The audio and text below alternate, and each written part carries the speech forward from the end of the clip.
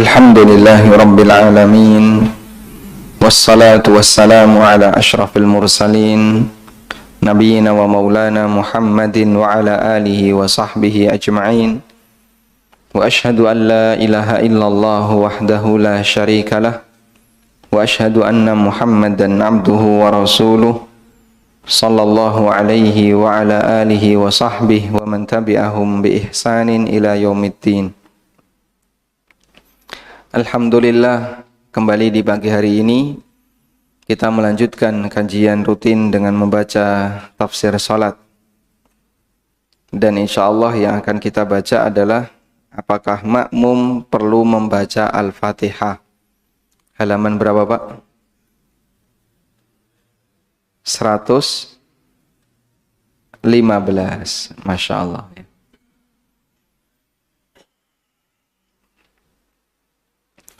Di bagian ini nanti kita akan lebih banyak belajar tentang perbedaan pendapat di kalangan para ulama dan mempelajari ikhtilaf, perbedaan pendapat. Salah satu di antara manfaatnya adalah bisa mendudukkan pendapat orang lain yang berbeda dengan kita, agar ketika kita menjumpai yang berbeda itu tidak terkaget-kaget, tidak kemudian jadi kaku, apalagi sampai pada kondisi menuduh menyimpang atau tersesat atau yang lainnya, karena dia ternyata tidak tahu bahwa di situ ada perbedaan. Kemarin sempat kita singgung ya, ada orang yang tidak tahu perbedaan pendapat sampai dia menganggap sholat orang lain yang berbeda itu batal.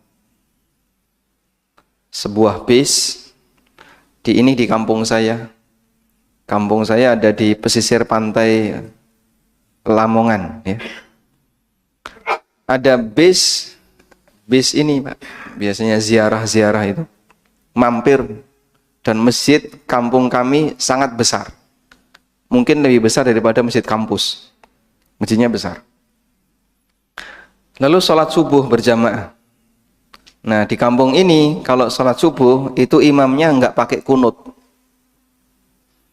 Akhirnya di tengah mereka sedang sholat, kok imamnya i'tidal rakaat kedua nggak pakai kunut, bubar ini jamaah. Jamaah yang satu bis yang ikut gabung tadi bubar. Terus dia membuat jamaah sendiri di belakang. Nah, itu kan ya marak norami tadi ini. Kenapa kok bubar?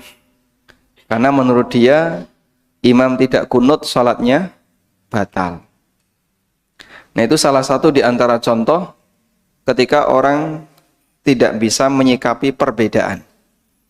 Saat ada yang berbeda, dinilai itu batal sholatnya. Nah, salah satunya adalah dalam masalah apakah makmum perlu membaca Al-Fatihah atau tidak. Di saat imam mengeraskan bacaan Al-Fatihah atau memelankan bacaan Al-Fatihah. Sekarang kita akan baca. Ulama berbeda pendapat. Apakah makmum perlu membaca Al-Fatihah ataukah tidak? Pendapat yang pertama, makmum wajib membaca Al-Fatihah, baik ketika sholat jahriyah maupun sholat sirriyah. Sholat jahriyah niku napa? Sholat yang bacaan imamnya dikeraskan. Maupun sholat sirriyah, yaitu sholat yang bacaan imamnya dipelankan.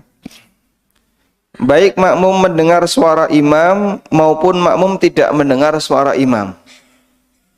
Misalnya sholat jahriyah, tapi makmumnya tidak mendengar suara imam. Mungkin nggak, Pak? Contohnya, listrik mati, makmumnya di belakang. Imamnya wis rodok tuwa, sehingga ketika membaca surat itu pelan, tidak bisa keras. Maka makmum yang ada di belakang nggak mendengar suara imam. baik imam memberi kesempatan makmum untuk membaca Al-Fatihah atau tidak.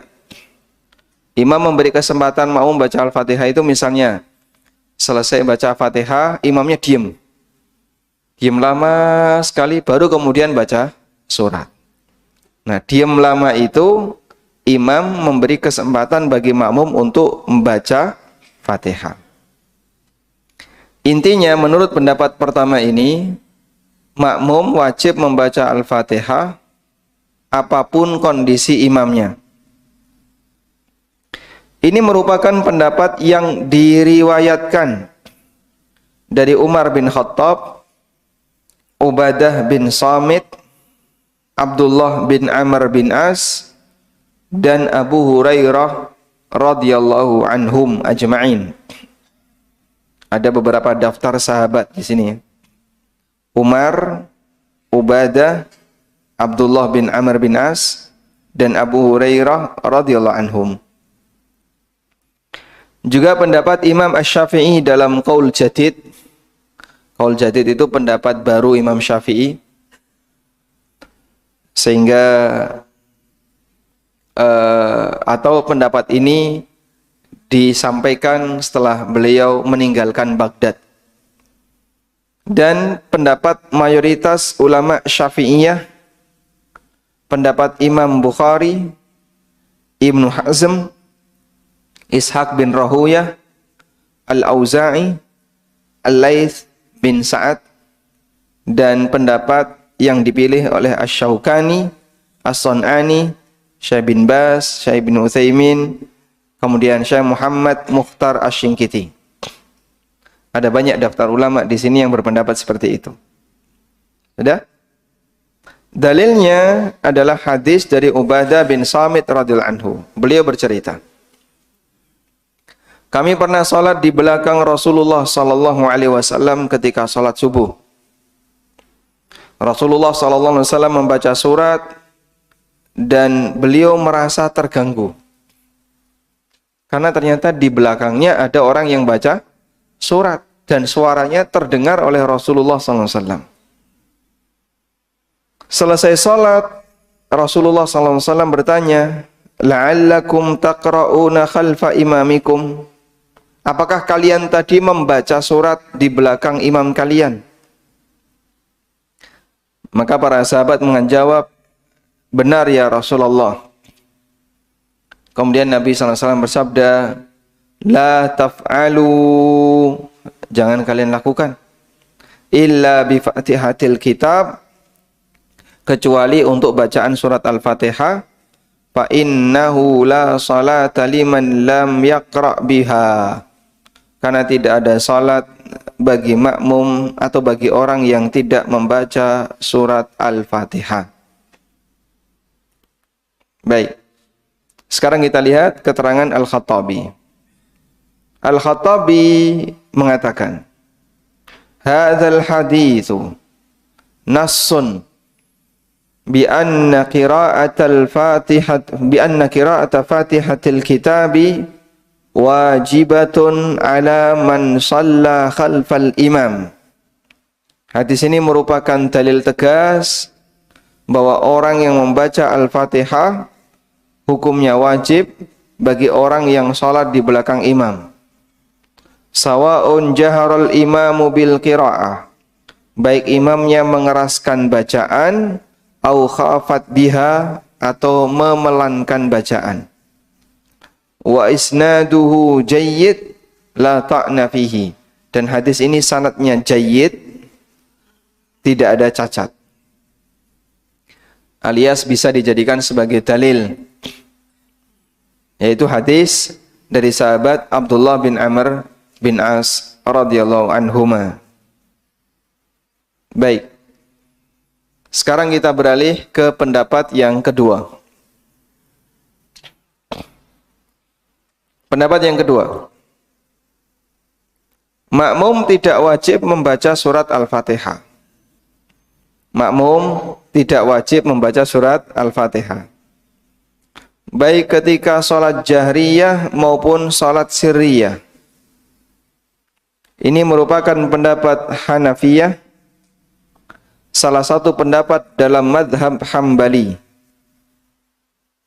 Dan ini pendapat yang diriwayatkan dari Ali bin Abi Thalib, Zaid bin Harith, Jabir bin Abdullah, Sa'ad bin Abi Waqqas, Ibnu Abbas, Ibnu Mas'ud, dan Ibnu Umar.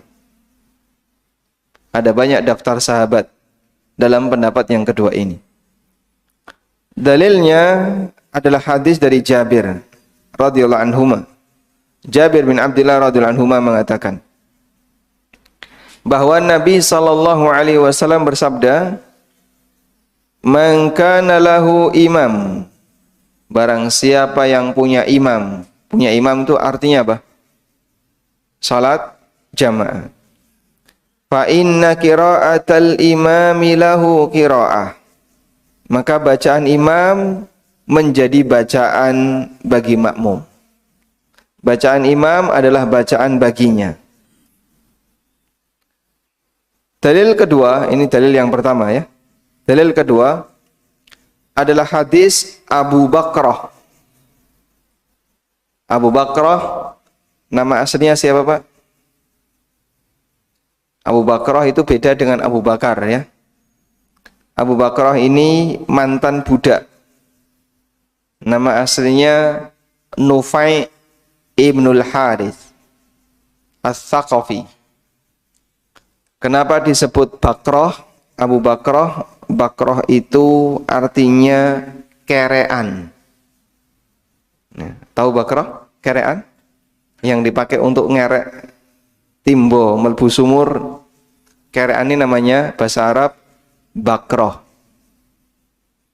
Beliau disebut sebagai Abu Bakrah karena turun dari benteng Bani Thaqif itu dengan menggunakan kerean. Maka disebutlah sebagai Abu Bakrah. Ketika beliau bergabung, Abu Bakrah pernah ikut sholat berjamaah bersama Nabi sallallahu alaihi wasallam. Di posisi Nabi sallallahu alaihi wasallam sedang rukuk.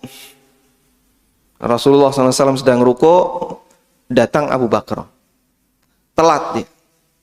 Nah, Abu Bakrah yang datang telat ini sambil berlari. Ketika masuk masjid, beliau melihat Rasulullah SAW sedang rukuk. Maka Abu Bakrah langsung takbiratul ihram, terus rukuk. Lalu beliau berjalan sambil rukuk. Hingga tiba di shaf yang terakhir. Dalam posisi rukuk. Kemudian Nabi SAW i'tidal, sami Allahu liman hamida, Abu Bakrah ikut i'tidal dan seterusnya sampai selesai sholat. Sampai selesai sholat.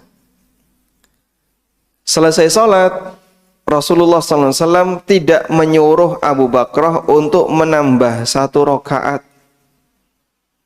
Padahal Abu Bakrah sama sekali tidak membaca Al-Fatihah.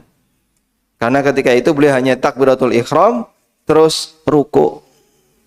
Maka beliau jadi makmum yang masih menjumpai rukuknya imam. Nah, ini yang jadi dalil ya. Hadis ini jadi dalil bahwa Abu Bakrah ini makmum masbuk yang dapat rukuk imam. Karena dia dapat rukuk imam, maka dia dianggap dapat 1 rakaat. Tapi itu ada syaratnya. Dan insya Allah akan dibahas nanti di penjelasan tentang rukuk. Intinya syaratnya adalah makmum ini ketika rukuk masih menjumpai rukuknya imam. Masih menjumpai tuma'ninah rukuknya imam. Tapi kalau makmum ini ketika rukuk imamnya i'tidal, nggak dapat. Misalnya ya, imam sedang rukuk. Terus makmum bergabung, Allahu Akbar, terus dia rukuk. Sami Allahu liman hamidah. Nah, dia turun rukuk, makmumnya berdiri, Sami Allahu liman hamidah. Berarti dapat nggak? Dapat rukuk imam nggak? Nggak dapat. Maka makmum ini kurang beruntung. Sehingga nanti harus nambahi 1 rakaat. Dipahami ya? Baik. Tapi kalau dia imamnya ruku, makmumnya Allahu Akbar ruku, nah dapat tumakninah rukuknya imam. Sami Allahu liman hamidah. Sami Allahu liman hamidah, maka ini dianggap dapat 1 rakaat. Ini pendapat yang kedua. Pendapat yang ketiga. Makmum wajib membaca Al-Fatihah pada salat sirriyah. Makmum wajib membaca Al-Fatihah pada salat sirriyah. Demikian pula makmum yang tidak mendengar bacaan imam karena terlalu jauh atau karena tanpa pengeras suara. Sementara untuk salat jahriyah, makmum tidak perlu membaca Fatihah, namun cukup mendengarkan bacaan imam. Jadi bedanya apa antara pendapat ini dengan pendapat yang kedua tadi? Kalau pendapat yang kedua, makmum sama sekali tidak baca Fatihah. Baik salat sirriyah maupun salat jahriyah, pokoknya makmum takbiratul ihram Allahu Akbar, membaca doa iftitah, terus setelah itu diem sampai ruku. Nah, terus ngopo Pak nih meneng kaya ngono Pak? Ya, dia sudah dapat pahala bacaan imam karena dia ikut berjamaah bersama imam. Baik, itu pendapat yang kedua. Kalau pendapat yang ketiga, sirriyah tetap baca. Atau ketika dia tidak mendengar bacaan imam, dia juga membaca. Ini merupakan pendapat mayoritas ulama Malikiyah. Pendapat ulama Hambali menurut yang masyhur, dan pendapat Imam Asy-Syafi'i dalam Qaul Qadim, pendapat lama beliau. Qaul Qadim itu pendapat Syafi'i ketika kapan? Ketika beliau berada di Irak, di Baghdad. Dan kitab yang mewakili Qaul Qadim adalah kitab Al-Hujjah, yang buku ini konon katanya hilang. Tapi sudah dikutip oleh beberapa muridnya di kitab-kitab muridnya. Sehingga untuk bisa mengetahui ini berasal dari kitab Al-Hujjah adalah melalui keterangan murid-muridnya. Juga pendapat Sa'id Ibnul Musayyib, pendapat Ibnu Syihab Az-Zuhri, pendapat Abdullah bin Mubarak, pendapat Ats-Tsauri, Syekhul Islam Ibnu Taimiyah. Pendapat ini yang dinilai lebih kuat oleh Abdurrahman As-Sa'di, Syekh Ibnu Jibrin, Syekh Abdullah Al-Basam, dan Syekh Shalih Al-Fauzan. Baik, dalilnya adalah firman Allah Ta'ala, wa idza quri'al Qur'anu fastami'u lahu wa ansitu la'allakum turhamun. Apabila dibacakan Al-Qur'an, fastami'u lah, maka perhatikan dengan baik. Wa ansitu, dan diamlah kalian. La'allakum turhamun, agar kalian mendapatkan rahmat. Masya Allah. Salah satu di antara sumber rahmat yang bisa kita dapatkan adalah kalau ada Quran dibacakan, diem, dengerin, perhatikan. Allah akan turunkan rahmat. Makanya kalau ada suara Al-Quran, jangan dolanan dewe, ngobrol, ya. Apalagi karo ngerokok. Ya. Kadang orang kalau sudah takziah, ya, mendengarkan suara Al-Quran. Ada suara Quran, sayup-sayup dari jauh. Kok banter banget ono kiroah. Sing mati sopo? Ini ono suara Quran, sing ditakoni no? Sing mati sopo? Lalu orang datang ke sana bertakziah. Ya mau lungguh-lungguh karo ngobrol, tapi ada suara Al-Quran. Ini penghormatannya kurang terhadap Al-Quran. Maka pilihannya ya, pilihannya sebaiknya suara ini yang dimatikan atau orang yang ngobrol itu jangan dimatikan ya. Disuruh diam. Sehingga ketika Quran, ada suara Quran, lalu ada orang yang ngobrol, pilihannya ini sebaiknya dimatikan saja. Daripada tidak didengarin oleh orang lain. Tidak didengarin oleh orang yang berada di sekitarnya. Baik.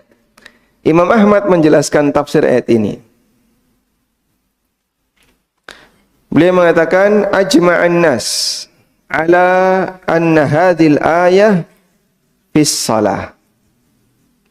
Kaum muslimin sepakat bahwa ayat ini turun berkaitan dengan masalah salat.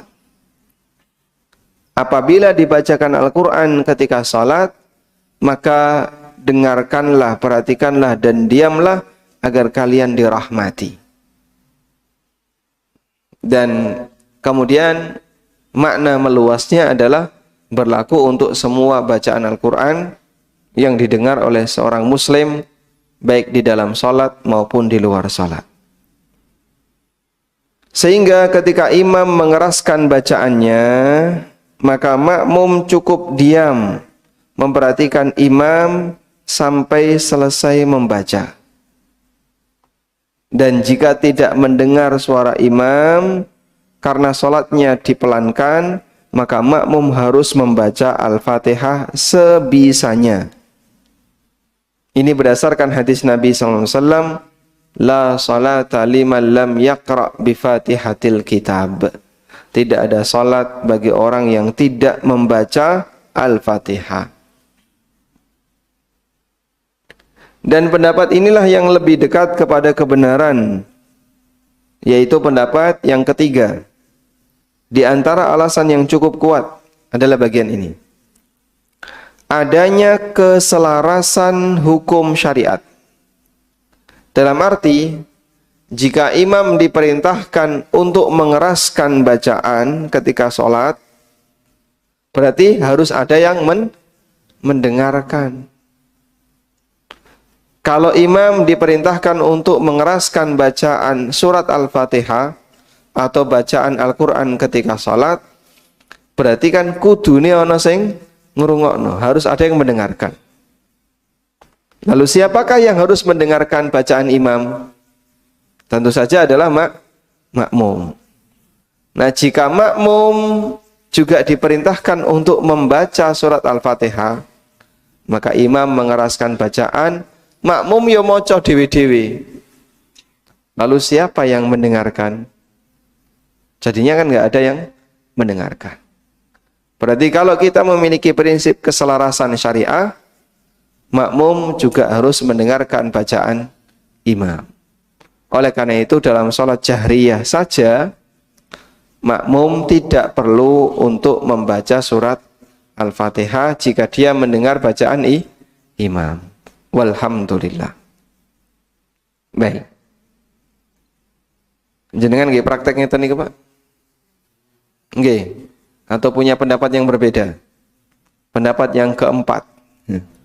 Pendapat Jamaah Al-Furqan. Kita hanya boleh mengambil salah satu dari tiga pendapat ini.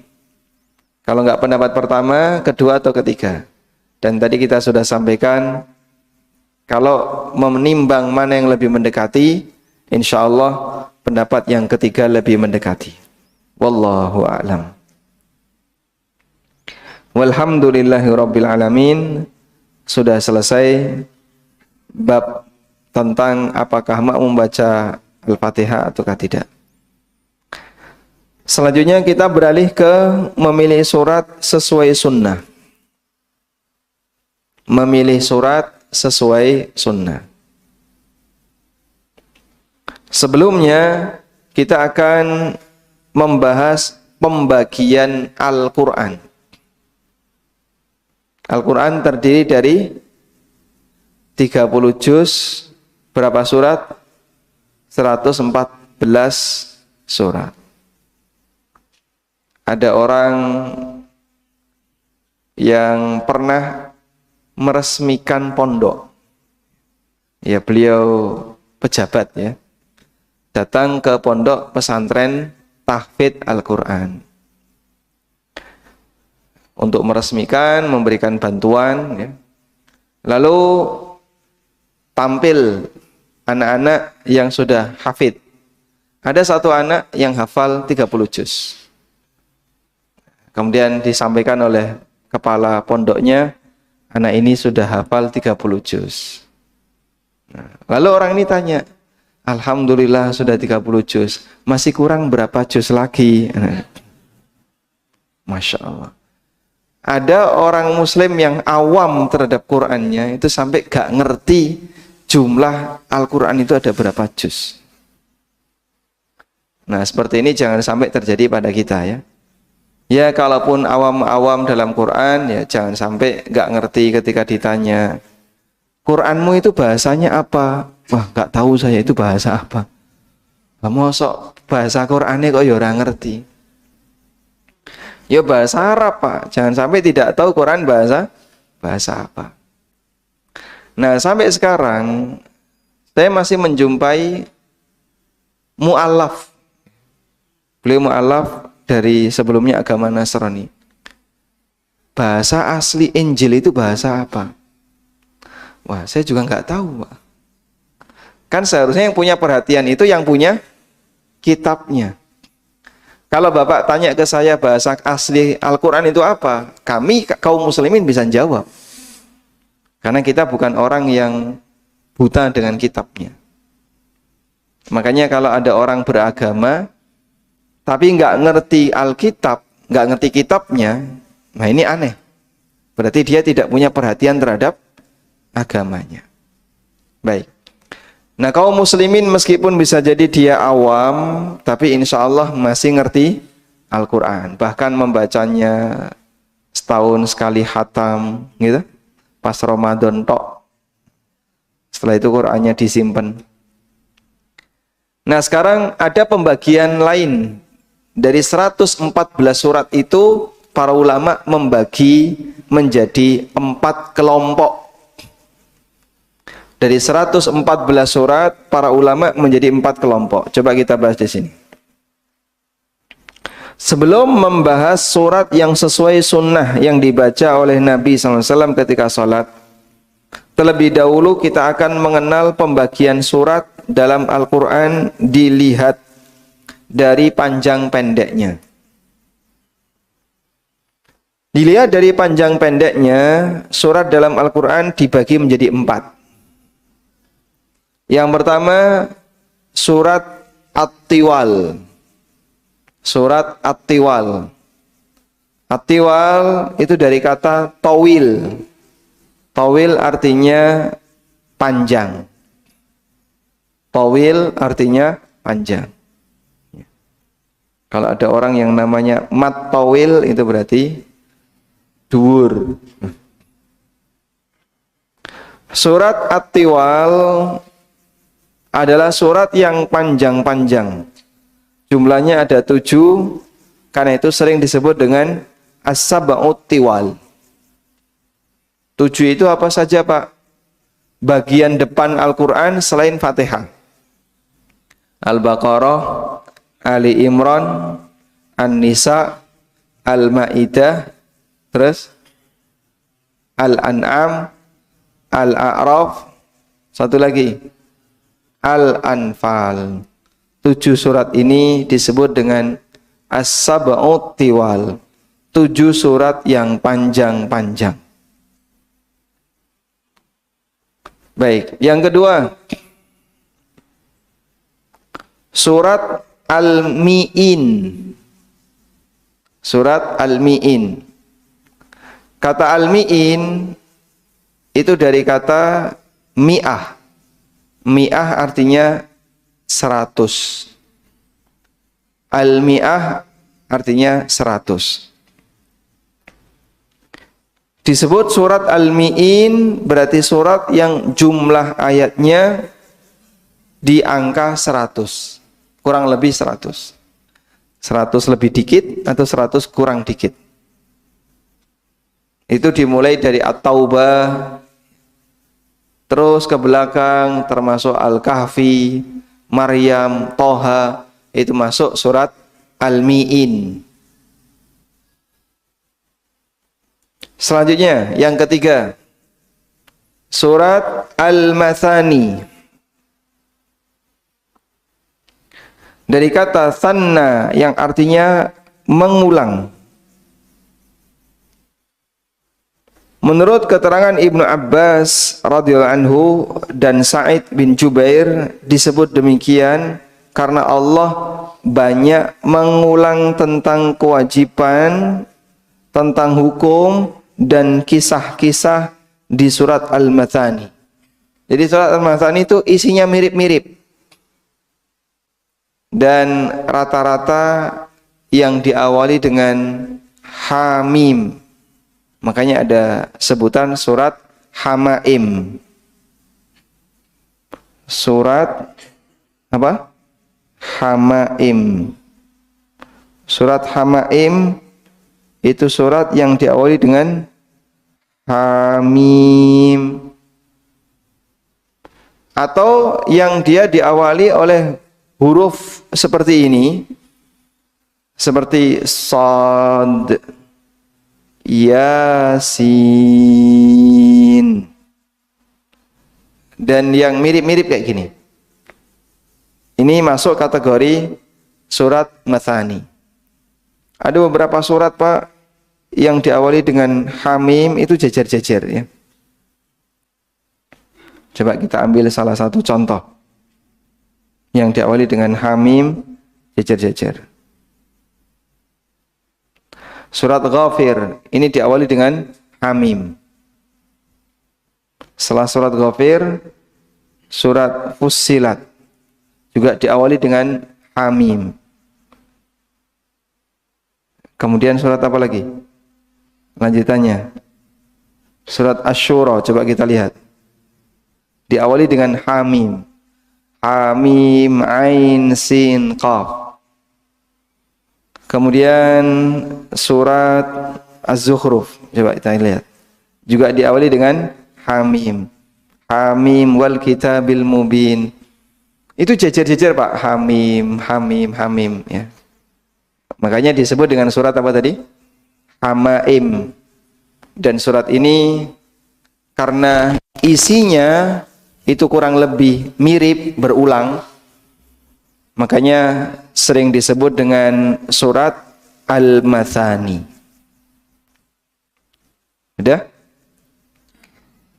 Selanjutnya yang keempat adalah surat Al-Mufassal. Dari kata Al-Faslu yang artinya batas. Fasal itu artinya batas. Disebut sebagai surat Al-Mufassal karena surat ini batasnya banyak. Dan batas itu artinya adalah batas ayat yang pendek-pendek. Cuman pendek sudah ayat, pendek lagi ayat lagi, pendek lagi ayat lagi. Makanya sering karena pendek-pendek disebutlah surat apa? Al-Mufassal. Surat yang ayatnya pendek-pendek. Sudah? Nah, Al-Mufassal itu pendapat yang lebih kuat dimulai dari surat Qaf dan diakhiri surat An-Nas. Sebutkan ayat yang paling pendek dalam Al-Quran selain huruf muqatta'ah. Huruf muqatta'ah itu kayak tadi ya, Yasin, Hamim dan seterusnya. Sebutkan ayat yang paling pendek dalam Al-Quran selain huruf muqatta'ah. Hah? Gimana?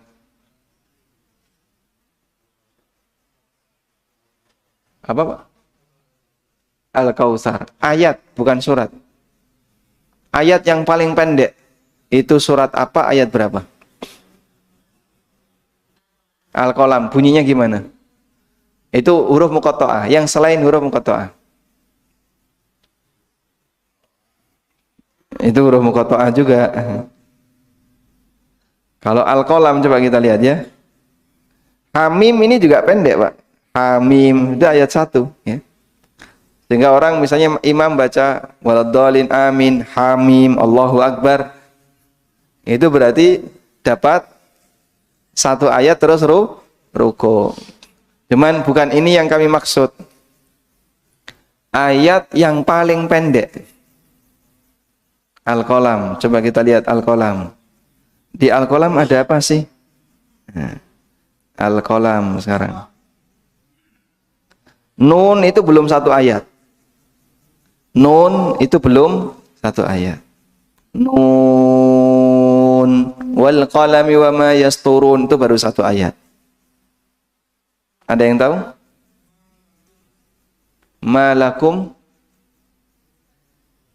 Malakum terus ayat. Kayaknya enggak ada ya. Hah? Yasin itu satu ayat, tapi kan huruf muqatta'ah. Yang selain huruf muqatta'ah. Wal asr. Nah, coba kita lihat wal asr. Wal asr itu satu ayat enggak?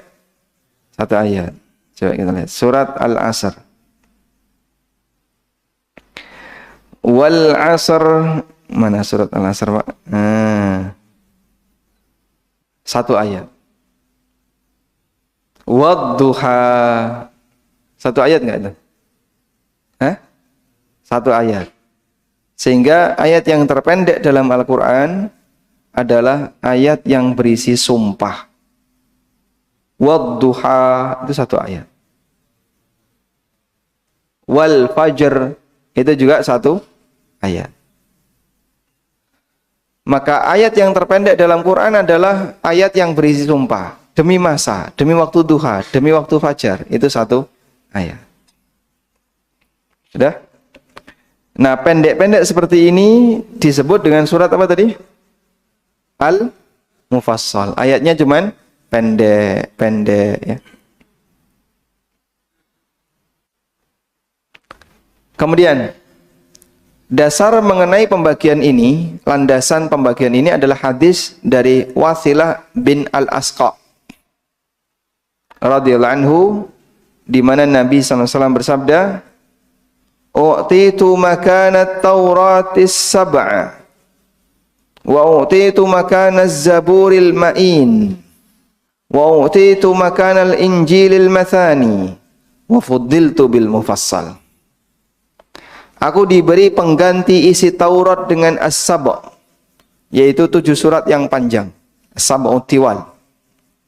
Dan aku diberi pengganti isi Az-Zabur dengan surat Al-Mi'in. Dan aku diberi pengganti surat Injil dengan Al-Mathani. Wa fuddiltu bil mufassal. Dan aku diberi tambahan dengan surat-surat Al-Mufassal. Sebab di antara sifat Al-Quran yang disebutkan oleh Al-Quran, Al-Quran itu musaddiqan lima baina yadayhi minal kitab. Membenarkan kitab-kitab sebelumnya. Membenarkan kitab-kitab sebelumnya. Sehingga Injil itu kitab Allah. Taurat juga kitab Allah. Isi Al-Quran banyak yang selaras dengan Injil dan Taurat. Karena Al-Quran datang dari Allah, Injil datang dari Allah, Taurat juga datang dari Allah. Sehingga isi dari Al-Quran banyak yang selaras dengan Injil dan Taurat. Loh, kok podo dengan yang ada di Taurat? Kok sama dengan yang ada di Injil? Karena semuanya datang dari Allah. Terutama yang berkaitan dengan kisah dan keimanan kepada para nabi dan ajaran para nabi. Itu banyak samanya. Karena itu kita menghormati Taurat, kita menghormati Injil sebagai kitabullah, kita juga menghormati Al-Quran. Hanya saja yang kita praktekkan dan kita amalkan adalah isi dari Al-Quran, sebab Al-Quran itu disebut oleh Allah sebagai muhaimin. Muhaimin itu apa, Pak? Penentu ketika ada yang berbeda. Itu namanya muhaimin. wa muhaiminan alaihi. Di surat Al-Maidah Allah Subhanahu wa taala berfirman, Al-Maidah ayat 48. Wa anzalna ilaikal kitaba bil haqqi musaddiqan lima baina yadayhi minal kitab wa muhaiminan alaihi. Dan aku turunkan kepadamu wahai Muhammad al-kitab, yaitu Al-Qur'an, bil haqqi, yang isinya kebenaran, musaddiqan, membenarkan, lima baina yadayhi minal kitab, kitab-kitab sebelumnya. Sehingga isi dari Al-Qur'an banyak yang selaras dengan Taurat dan Injil. Wa muhaiminan alai, dan menjadi muhaimin, penentu jika ada yang beda. Maka kalau misalnya begini, ada 3 orang. 3 orang ini semuanya orang baik, orang soleh. Tapi yang paling senior dijadikan sebagai penentu. Karena itu kalau orang 1, orang 2 berpendapat A, B, maka orang ketiga sebagai penentu ini yang menentukan mana yang harus diikuti. Orang ketiga ini disebut dengan apa? Muhaimin, sebagai penentu. Al-Quran disebut oleh Allah sebagai muhaiminan alai, sebagai penentu. Sehingga kalau ada yang beda antara isi Taurat, isi Injil dengan isi Quran, maka yang dijadikan penentu adalah Al-Quran. Dipahami ya? Baik. Ada sebuah kejadian. Ada banyak sekali orang Nasrani atau orang-orang yang benci terhadap Al-Quran yang membakar Al-Quran, dan itu divideokan. Ada yang bakar Quran, ya, divideokan, dibakar. Terus ada yang nyobek kertas Quran, terus dibakar, divideokan. Ya? Lalu video itu dikumpulkan. Kejadiannya di negara ini, negara ini, negara ini. Itu negara-negara berbeda. Lalu ada seorang Muslim, nampaknya beliau orang Australia. Kemungkinan besar beliau ini orang Australia. Lalu beliau membawa Taurat dan bawa Injil, Old Testament dan New Testament. Ditambahkan, kalian membakar Al-Quran. Kemudian dia siapkan alat bakar, ini Taurat dan Injil. Kalian membakar Quran, coba lihat apa yang akan aku lakukan. Kalau kayak gitu aku juga bisa. Dinyalakanlah api ini. Ini Taurat dan Injil. Langsung api itu dimatikan. Diciumlah Taurat dan Injil itu. Ini kitabullah. Kami menghormatinya. Kami menghormatinya. Sebagaimana kami menghormati Al-Quran. Masya Allah. Kayak gini, kalau bukan sebab orang masuk Islam, tidak ada. Sehingga banyak orang yang kemudian tertarik dengan keindahan Islam. Semua nabi kita hormati, dari mulai Adam sampai Nabi Muhammad SAW. Meskipun berkali-kali kita mendengar orang yang menghina Nabi Muhammad SAW. Apakah ada kaum muslimin yang menghina Nabi Musa? Tidak ada. Apakah ada kaum muslimin yang menghina Nabi Isa? Tidak ada. Karena kita menghormati semua para nabi. Meskipun berkali-kali kita mendengar orang Perancis membuat karikatur menghina Nabi SAW, orang Kroasia yang menghina Rasulullah SAW, berkali-kali orang Amerika membuat film Innocent of Muslim menghina Nabi Muhammad SAW. Tapi Masya Allah, kaum muslimin tidak membalas dengan menghina Yesus, karena kita menghormati beliau sebagai seorang nabi. Kaum muslimin tidak membalas orang Yahudi dengan menghina Moses, karena kita menghormati semua nabi. Maka tinggal kita bisa menilai siapakah yang lebih berakhlak dalam masalah beragama. Karena semuanya adalah utusan Allah, semua datang dari Allah. Baik. Percobaan memalsukan Quran sering atau jarang? Sering. Di sini ada pendeta yang memalsukan Quran, di sana ada juga, itu di tempat yang berbeda-beda. Lalu disebarkan di tengah kaum muslimin. Tapi Al-Quran dilindungi oleh Allah, sehingga uji coba itu tidak akan pernah berhasil. Sebutkan satu catatan sejarah kaum muslimin melakukan percobaan memalsukan Injil. Pernah ada, Pak? Hah? Dalam sejarah kaum muslimin ada, Pak? Dari mulai dulu sampai sekarang, selama ribuan tahun, tidak pernah ada. Enggak pernah ada dalam catatan sejarah manusia kaum muslimin memalsukan Injil atau memalsukan Taurat, itu enggak pernah ada, Pak. Tapi kalau mereka memalsukan Al-Quran, sering.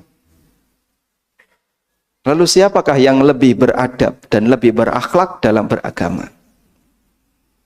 Sehingga kalau kaum muslimin disebut sebagai agama yang radikal dan seterusnya, ini apa enggak kebalik? Yang sering menyerang agama itu mereka yang sering menuduh. Subhanallah. Makanya kan cap itu sudah dicabut oleh PBB. Ya, dulu dianggap bahwasanya Islam itu agama yang eksklusif dan seterusnya. Itu sudah dicabut oleh PBB dan tidak ada lagi istilah radikalisme dalam Islam. Kalaupun ada kekerasan, tidak dikembalikan kepada agama, tapi itu tindak kriminal, kesalahan masing-masing individu. Sehingga ada orang radikal di kalangan Nasrani, orang radikal di kalangan Yahudi, sebagaimana ada juga orang radikal di kalangan kaum muslimin.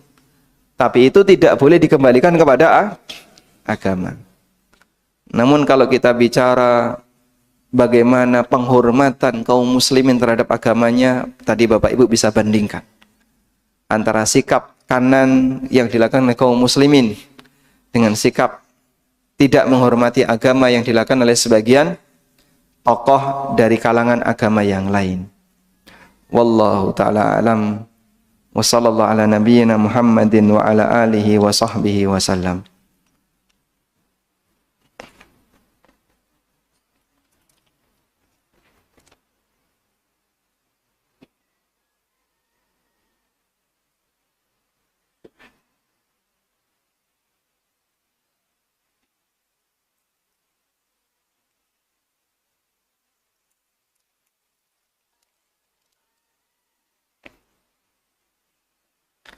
Assalamualaikum warahmatullahi wabarakatuh. Waalaikumsalam warahmatullahi wabarakatuh. Apa yang harus makmum melakukan ketika 1. Makmum membaca iftitah pendek sementara imam membaca iftitah panjang, ada jeda waktu. Ya, makmumnya jadi harus nunggu sampai imamnya baca surat. Tidak ada masalah. Atau Anda ulang iftitah yang pendek tadi. Cuman yang lebih sesuai sunnah, iftitah itu dibaca sekali dan satu jenis, tidak digabung dengan redaksi yang lain. Karena itu kalau Anda sudah selesai baca iftitah, berarti diam saja.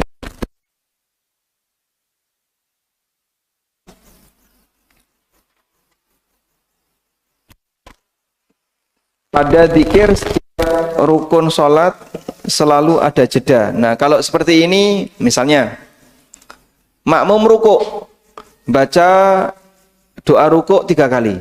Subhana rabbiyal azim, subhana rabbiyal azim, subhana rabbiyal azim. Kok imamnya belum iktidal? Apa yang dilakukan oleh makmum? Tambahi subhana rabbiyal azim, subhana rabbiyal azim. Sak terus sampai imamnya iktidal. Jangan sampai nganggur dalam posisi ini. Bolehkah membaca lebih dari 1 doa iftitah? Insya Allah tidak sampai membatalkan kalau Anda baca lebih dari 1. Namun yang lebih sunnah cukup membaca 1. Apakah makmum boleh mendahului imam dalam membaca Al-Fatihah? Kalau sir Boleh. Kalau jahar, boleh nggak Pak? Jahar itu maksudnya gimana? Imamnya belum memulai baca Fatihah, makmumnya sudah membaca. Wallahu a'lam, insya Allah tidak masalah. Cuman nanti ketika imam baca Fatihah dengan keras, maka makmumnya jadi kepotong Al-Fatihahnya. Karena imamnya sudah membaca dengan keras, makmum cukup mendengarkan. Nah,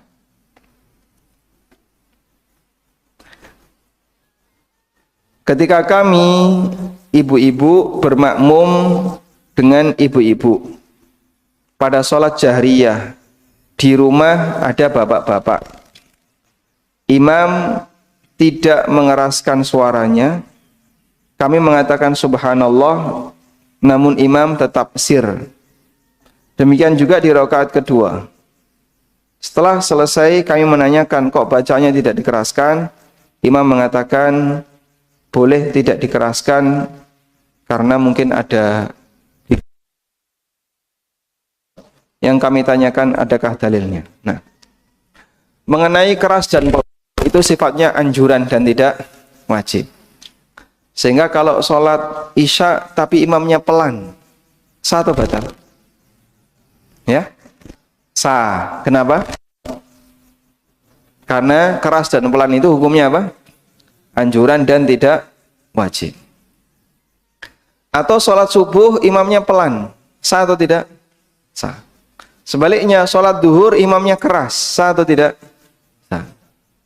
Karena ini semuanya sifatnya sunnah. Pernah satu kejadian Pak, waktu Idul Fitri hujan terus. Dari mulai jam setengah sampai tidak ada sholat di lapangan, tidak ada sholat di masjid besar, adanya sholat di musola-musola. Karena ada banyak sholat di musola-musola, jadinya ada banyak orang yang sepanjang hidupnya tidak pernah jadi imam sholat Idul Fitri, tiba-tiba jadi imam. Baru kali ini, dari lahir sampai gede, sampai tua gitu, baru kali ini jadi imam sholat Idul Fitri. Ya dolali kabeh. Namanya imam sholat yang tidak sering dilakukan kan, grogi, campur, dredeg. Itu banyak tidak takbir tambahan. Padahal takbir tambahan ini hukumnya sunnah. Sehingga ketika rakaat yang pertama takbir tambahan 7 kali, rakaat yang kedua wes lali. Begitu baca Allahu Akbar langsung baca Fatihah, lali dia, bubar sholatnya. Baleni meneh. Dibaleni ya podo yang baleni kaya ngono meneh. Nah, namanya orang nggak biasa dengan takbir kayak gini. Ya. Jadi imam sholat Idul Fitri itu Masya Allah tantangan besar. Saya pertama jadi imam sholat Idul Fitri itu kakinya itu nggak bisa diem Pak. Pertama jadi imam tuh kakinya nggak bisa diem. Masya Allah kok ndredeg kayak gini ya. Dan itu di lapangan ya, jumlah makmumnya banyak. Kok ya iso ndredeg kayak gini. Padahal ngimami Jumatan di masjid besar udah pernah misalnya. Idul Fitri Pak, tantangannya besar. Coba Pak ya sesekali. Nah. Baik, oleh karena itu untuk keras dan pelannya bacaan ini sifatnya anjuran. Karena itu insya Allah sholatnya sah dan tidak batal.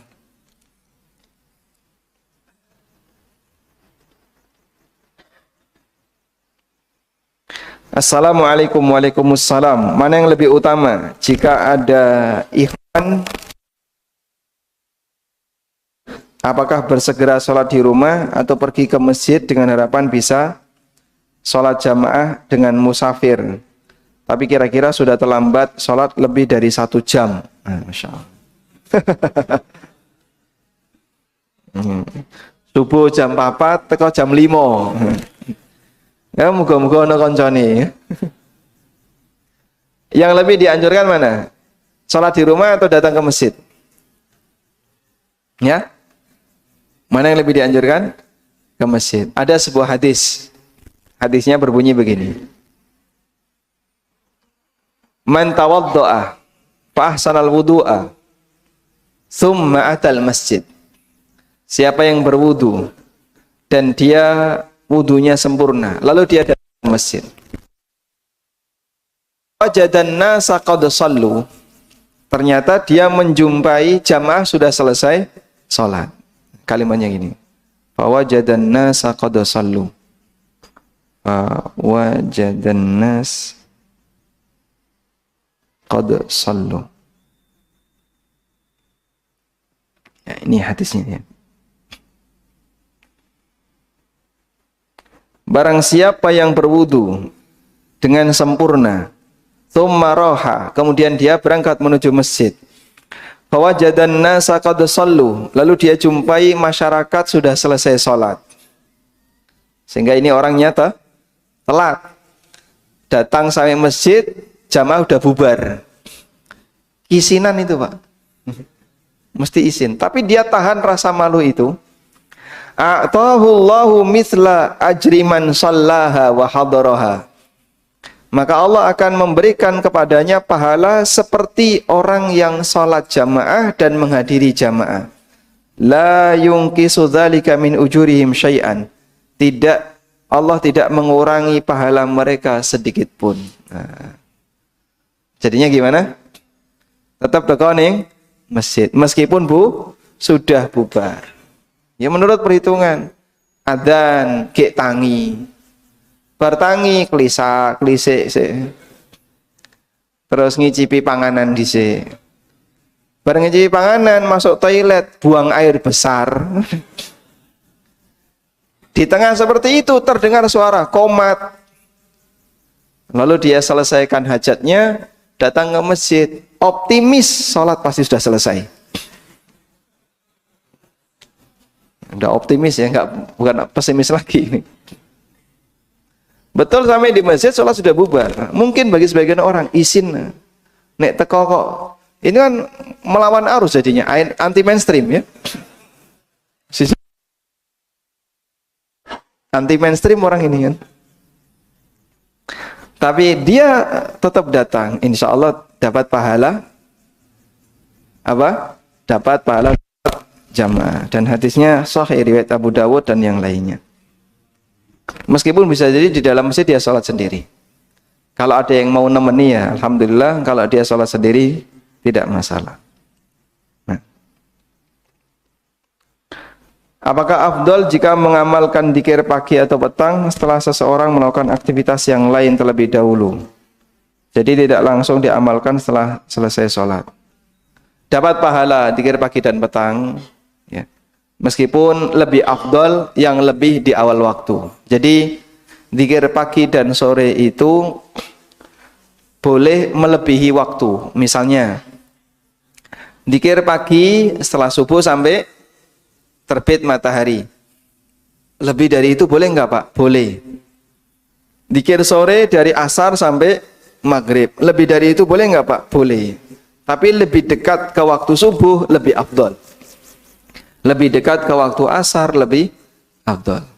Itu berkaitan dengan dzikir pagi dan sore. Sehingga selesai jenengan ngaji, mungkin dzikir paginya belum komplit nggih. Nanti dilengkapi ketika perjalanan pulang atau ketika di rumah, tapi sudah syuruk, enggak jadi masalah. Wallahu a'lam. Walhamdulillahirabbil alamin. Ada beberapa pertanyaan yang belum kita baca, insyaallah besok ya. Pekan depan liburan kita ya, liburan panjang. 3 pekan kajian tafsir salat libur insyaallah. Agar jamaah bisa liburan.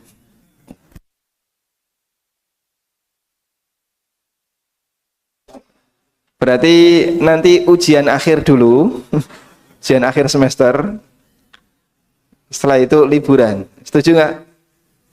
Hah? Mau ada ujiannya nggak? Nggak udah? Nggak usah ada ya?